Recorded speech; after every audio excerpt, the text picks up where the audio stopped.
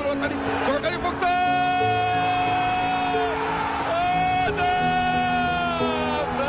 هدف واعر ياك، ولكن اللي واعر منه هي الاهداف اللي كيسجل علينا المازوت وليسانس والزيت والعدس وهلا ما جر من المواد الغذائيه.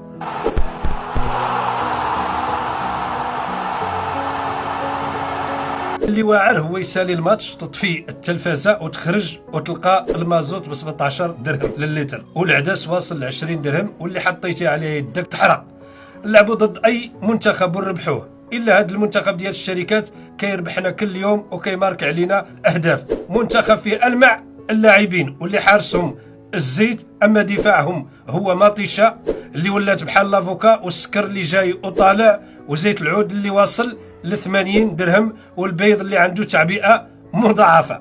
اما وسط الميدان فيه الياغورت ب2 دراهم ونص، والحوت اللي دار القرون، والعدس اللي واصل 20 درهم، والدقيق وراس الحربه المازوت اللي شبعنا اهداف، والدجاج اللي كيماركي غير 40 هدف الفوق. واش فراسكم باللي سعر برميل النفط وصل هاد الايام ل 77 دولار؟ يعني لما قبل الازمه الروسيه الاوكرانيه، يعني على ان شركه المحروقات خاصها تنقص الثمن ويولي ب10 دراهم او اقل كيف ما كان في السابق.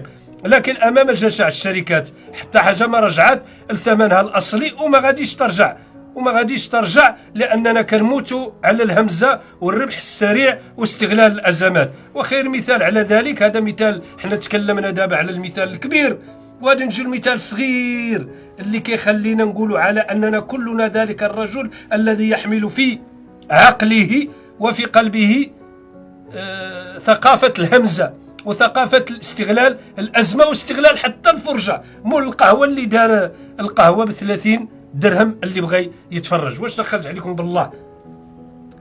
احنا ماشي ضد اللي بغى يربح، ولكن يربح بالمنطق ويربح بالمعقول، ماشي يربح على ظهر الشعب، وماشي يستغل الازمات ويستغل حتى الفرجه.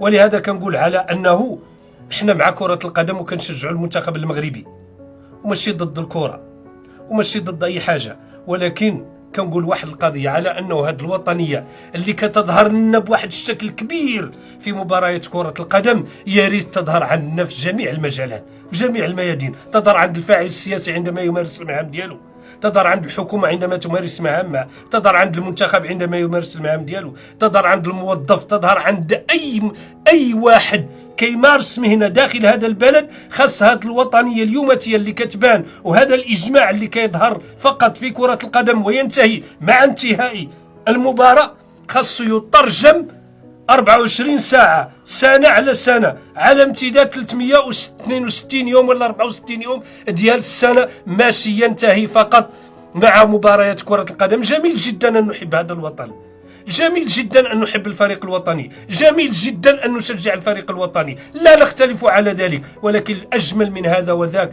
أن نحب هذا الوطن. نحب هذا الوطن يعني على أنه ما نشدش الرشوة، نحب هذا الوطن يعني على أن نبعد عن المال العام، نحب هذا الوطن يعني ننهي مع ثقافة الاحتكار، نحب هذا الوطن يعني على أنني نقطع مع الولاءات ونعطي الكفاءات، نحب هذا الوطن يعني على انني غادي نخدم واحد المنطق، هذا المنطق اللي اليوماتيه حنا كنعيشوه، وهذه الفرحه اللي كنعيشوها اليوماتيه خاصها تعم وخاصها تستمر. نحب هذا الوطن، خاصني نوقف في وجه مع المواطن الضعيف، مع الطبقات الهشه، مع الطبقه المتوسطه، ماشي على انني نحب هذا الوطن نعمر البنوك ديالي ونستغل الازمات ونخلي المواطنين يعني على انهم يواجهون مصيرهم لوحدهم. اليوماتيه عندنا واحد الطفره، واحد الحريق جدا ملتهب في اسعار المواد الغذائيه، ولا من يوقف هذا النزيف هذا. اذا اليوماتيه اللي بغيت نقول باش نختم، كنتمنى حظ سعيد طبعا